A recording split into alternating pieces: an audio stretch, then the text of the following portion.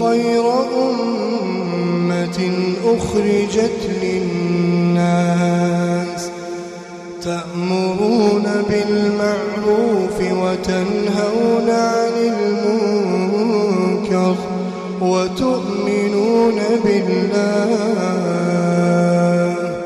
ولو آمن أهل الكتاب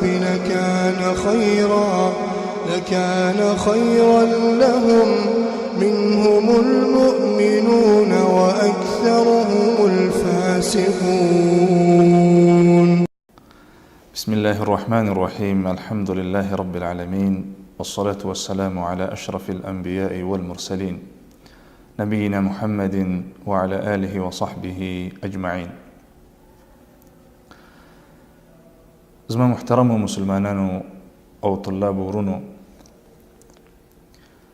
توحید یو ډیره اهمه موضوع ده او د توحید لپاره الله سبحانه وتعالی دا ټول نظام پیدا کړی دی او د توحید لپاره الله سبحانه وتعالی تمام انبیاء کرام را لېږلي دي او د توحید لپاره الله سبحانه وتعالی تمام آسمانی کتابونه نازل کړي دي او د توحید لپاره الله سبحانه وتعالی جهاد فی سبیل الله مشروع کړي.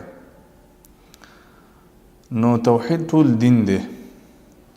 د دې د وجې نه الله سبحانه وتعالی په قرآن کریم کې دا موضوع ډیره په وضاحت سره بیان کړې ده او په دې موضوع کې علما کرامو کتابونه هم لیکلي دي چې په هغه کتابونو کې یو بهترین کتاب التوحید دی. کتاب التوحید د شیخ الاسلام محمد ابن عبد الوهاب رحمه الله تعالی یو کتاب لیکلی، ډیر بهترین کتاب دی او دا شیخ، دا عالم، دا د توحید یو ستر داعی و، ډیر ښه دعوت د توحید لپاره کړی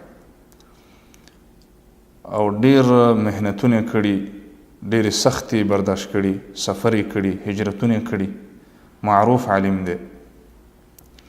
نو موږ په درسي شکل کې انشاءالله تعالی د دې کتاب درس کوو، د دې لپاره چې د توحید مفهوم موږ وپېژنو، توحید څه ته وایي او هغه کارونه وپېژنو چې ما ینافي التوحید، کوم چې د توحید سره منافي او مخالف کارونه دي.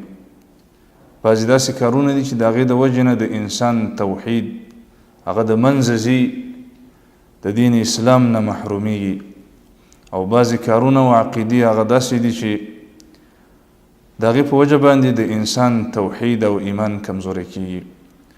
ډیر په تفصیل سره په دې کتاب کې د دې وضاحت موجود دی.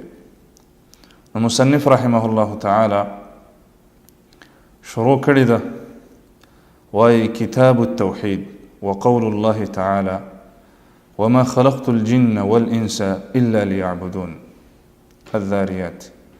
وقوله تعالى ولقد بعثنا في كل أمة رسولا أن اعبدوا الله واجتنبوا الطاغوت.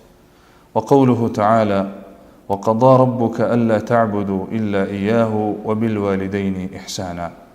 وقوله تعالى واعبدوا الله ولا تشركوا به شيئا. وقوله تعالى قل تعالوا أتل ما حرم ربكم عليكم ألا تشركوا به شيئا. مصنف رحمه الله د کتاب په اول کې خطبه نه ده راوړې، بلکې سمدستې د دې آیت نه شروع کړي چې وما خلقت الجن والانس الا ليعبدون، او بیا نور آیتونه راوړي. دا ځکه محترمو چې دا آیتونه چې مصنف رحمه الله ذکر کړي دا د دې کتاب په مقصود باندې د اول نه تر اخره پورې دلالت کوي. هغه دا چې خطبې راوړلو ته حاجت نه پاتې کیږي.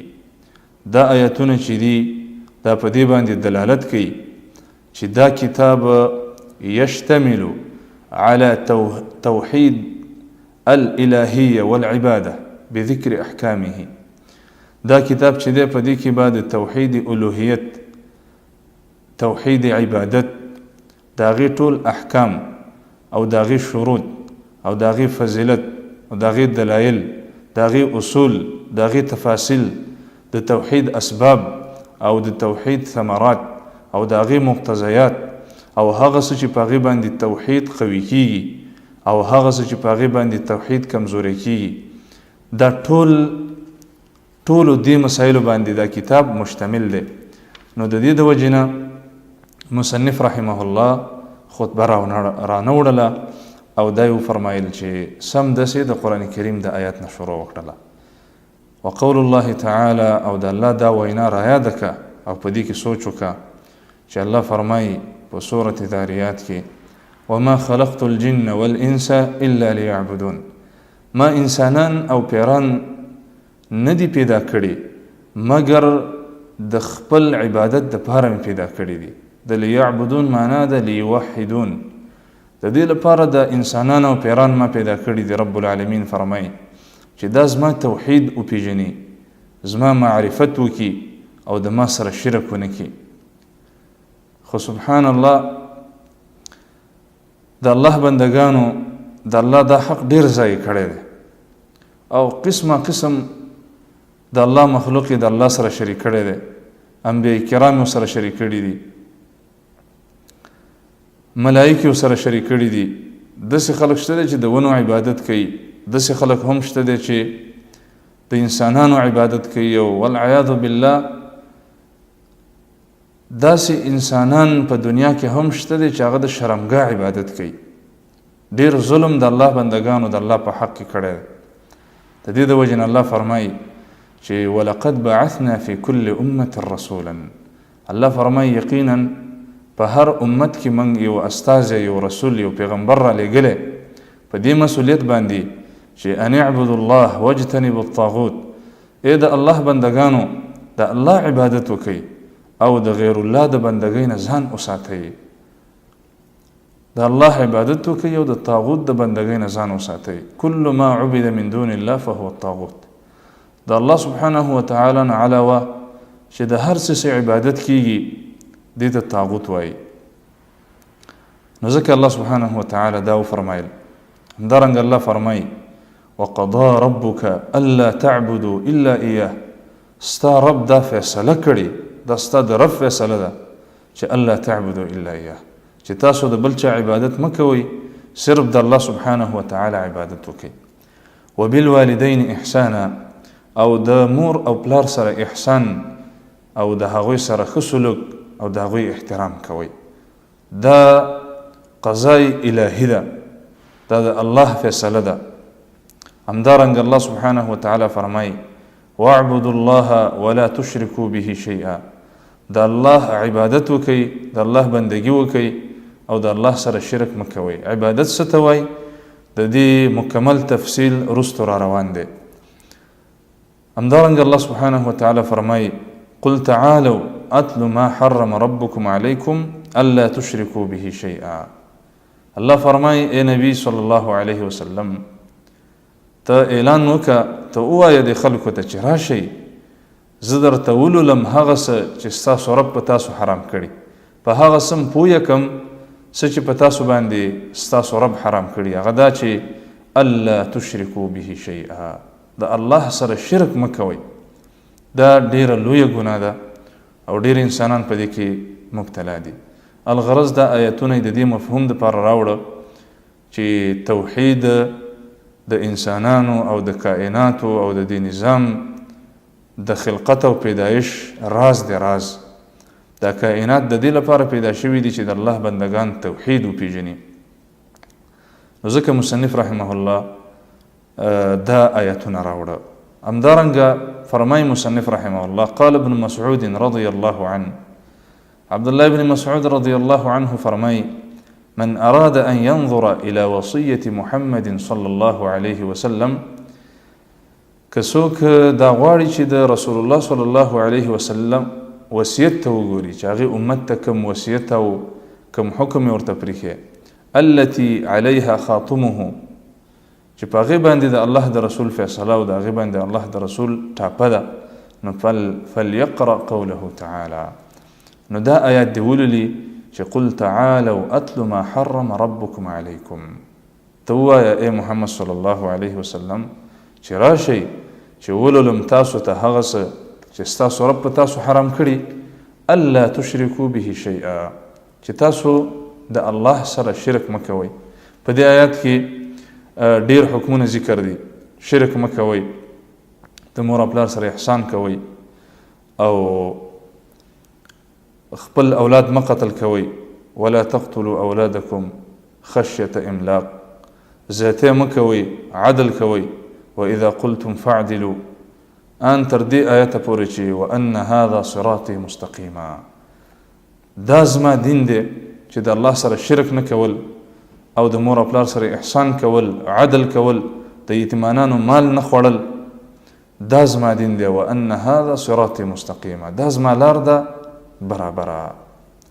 همدارنګه عن معاذ بن جبل رضی الله عنه قال فرمای، معاذ بن جبل یو صحابي دی، جلیل القدر صحابي دی، فرمای كنت ردیف النبي صلی الله علیه وسلم على حمار، زه د الله د رسول سره په سورلۍ باندې سپور وم.